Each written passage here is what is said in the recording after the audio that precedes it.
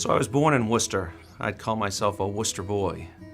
My father was from England, and when he came over to the United States, met my mother in Rhode Island. They resided in Worcester.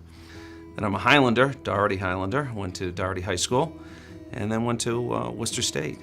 So I grew up in what I'd call a middle-class family. My father was a baker. My mother worked retail and raised 4 children. As a middle-class family, I didn't want my parents to be in debt any further than they were already going to be. So I chose one school only, and it was Worcester State. And I wanted to have the opportunity to go to a college where I could still work. So I was going to be a full-time student, but I was going to work so I could help pay my way.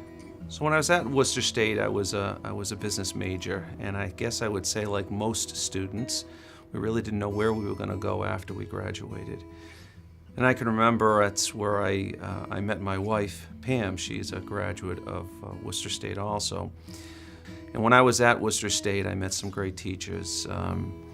Maureen Stefanini, who was one of my business teachers, and Felix Masterson, who was the head of the business department.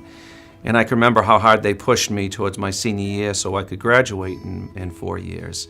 When I think of impact of teachers, I just think it's caring. I think that they believed in us and they wanted to help us, and they found the strengths within you, and those positive influences helped me get through college and graduate on time. If it wasn't for financial aid, I wouldn't have been able to go to college. So for my wife and I, we looked at our lives and being philanthropic and where we wanted to help. And we felt at this stage of young adults' lives being in college, that this was their opportunity to find themselves, as it was for the both of us. And that's the same thing that happened in life with my family. When our baseball bat had a crack in it, we taped it up and put a nail in it. We didn't have the ability to buy a new one.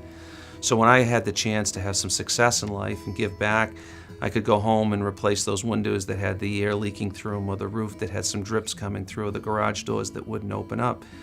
So when I think of these young students today, the both of us wanted to do the same. So we started a scholarship first at Worcester State, and that was the beginning of giving. And it is a wonderful feeling when you receive a letter each year from a student or someone that wanted to go to college and you were able to help them have that opportunity. It's a warm feeling. If I can mentor people to realize how important it is to have an education and how important and the success that Worcester State gave to me, you can't compare that to anything. And I hope that others will have that same opportunity that I did, and that they'll work hard and they'll get a good education. And I think I know Worcester State will give that to you. So to be able to see someone have a chance to go to college, to be able to fulfill a dream or to find where their life is going to bring them, there's nothing more fulfilling than that. And in return, I hope that they'll give forward, that they'll help someone the next time. And that's how we can be successful in a university where our alumni give back, and then they